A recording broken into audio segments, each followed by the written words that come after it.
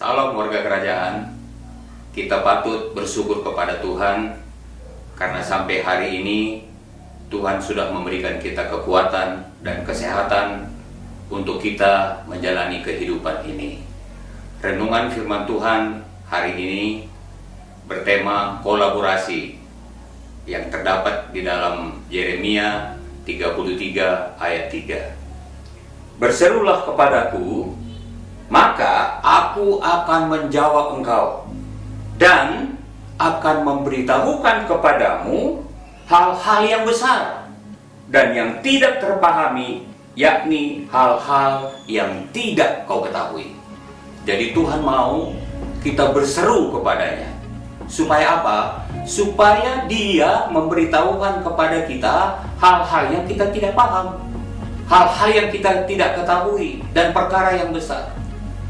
Berarti hal-hal yang kecil yang kita pahami, yang dapat kita mengerti adalah bagian kita untuk melakukannya. Disitulah terjadi kolaborasi. Nah, sekarang mari kita lihat contoh di dalam Perjanjian Lama, di dalam 2 Raja-Raja 4 ayat 1-7. Di situ ada cerita mengenai seorang janda yang ditinggal suaminya dan mempunyai banyak utang. Lalu dia datang sama Nabi Elisa. Lalu dia bilang sama Nabi Elisa, apa yang harus aku lakukan? Suamiku meninggalkan banyak utang, dan sekarang penagih hutang sudah datang, dan dia mau mengambil anakku sebagai pembayar utang. Lalu Nabi Elisa bertanya kepada dia, ibu punya apa di rumah? Lalu dia jawab, aku tidak punya apa-apa selain buli-buli berisi minyak. Lalu Nabi Elisa bilang begini, pergi ke tetanggamu, pinjam bejana-bejana kosong, jangan sedikit, pinjam yang banyak.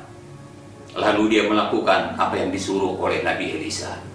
Nah, setelah terkumpul, dia masuk ke dalam rumah, dia menutup pintu, lalu dia bersama anak-anaknya menuang minyak itu ke bejana-bejana yang kosong. Sampai semuanya penuh, tidak ada bejana kosong lagi, baru minyak itu berhenti. Lalu dia datang lagi kepada Nabi Elisa. Lalu Nabi Elisa katakan, juallah minyak itu, bayar utang-utangmu, dan sisanya dipakai untuk membiayai hidup. Saudara-saudara, disinilah kita melihat ada kolaborasi antara janda ini, Nabi Elisa, dan Tuhan. Dia melakukan apa yang menjadi bagian dia, dan Tuhan apa yang menjadi bagian Tuhan. Diperlukan kerendahan hati untuk bisa berkolaborasi. Kalau ibu ini tidak punya kerendahan hati, mungkin dia nggak mau pergi ke tetangga untuk meminjamnya. Nah, hari ini kita belajar mengenai apa yang dilakukan oleh ibu janda ini. Apa sih itu botol-botol kosong? Saya dapat pengertian begini mengenai botol-botol kosong.